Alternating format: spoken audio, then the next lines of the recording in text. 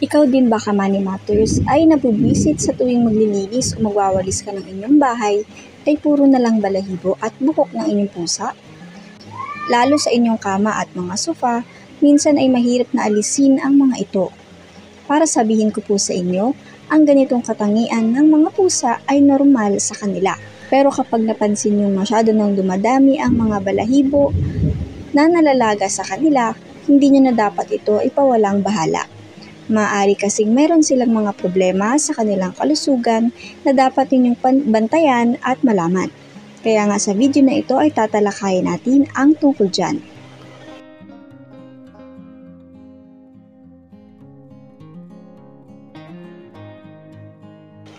Cat fur o cat hair. Madalas nating napagbabaliktad ang paggamit ng mga salitang ito tungkol sa ating mga pusa. Pero generally speaking, ang fur ay densely packed hair o pinagsama-samang balahibo. Samantala ang hair naman ay ang mga individual na strands na bumubuo sa fur. Karamihan sa mga pusa ay mayroong multiple layers ng buhok na bumubuo sa kanilang coat. Ang iba't ibang layers na ito ang nagbibigay proteksyon sa kanila. Ngayon, bakit nga ba naglalagas ang buhok ng iyong pusa? Ang purpose ng shedding sa mga pusa ay upang matanggal ang kanilang mga dead hair at makapaglabas sila ng natural oils sa kanilang mga balat. Ang mga patay na buhok kasi na hindi matanggal kapag sila ay nag-grooming ay natatanggal sa kanilang shedding. Pero kapag hindi natanggal ang mga dead hair, magkakaroon sila ng skin irritation. Kada taon, ang mga pusa ay nagkakaroon ng 1 o 2 cycles ng heavy hair loss and growth.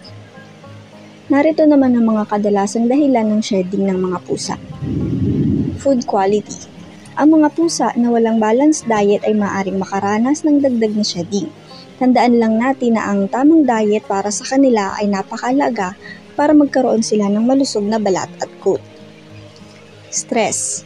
Gaya sa mga tao, ang stress din ay nagdudulot ng hair loss sa mga pusa. Nagsished sila sa mga panahong sila ay natatakot at kinakabahan. Age. Habang tumatanda ang isang pusa, mas nababawasan na din ang kanilang oras na i-groom ang kanilang sarili. Dahil dito, nagkakaroon naman sila ng mas dagdag na shedding. Pregnancy. Ang mga buntis at nagpapadede na pusa ay nagsished din ng madalas dahilan ng kanilang hormonal changes. Parasites.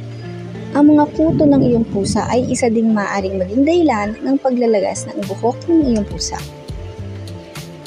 Paano malaman kung normal pa ba ang kanilang shedding o may problemang medikal na siya? Ang dapat nating tignan sa mga ganitong pagkakataon ay kung meron siyang mga patches o mga namumula sa kanyang balat. Kapag meron, magandang kontakin mo na agad ang kanyang veterinarian.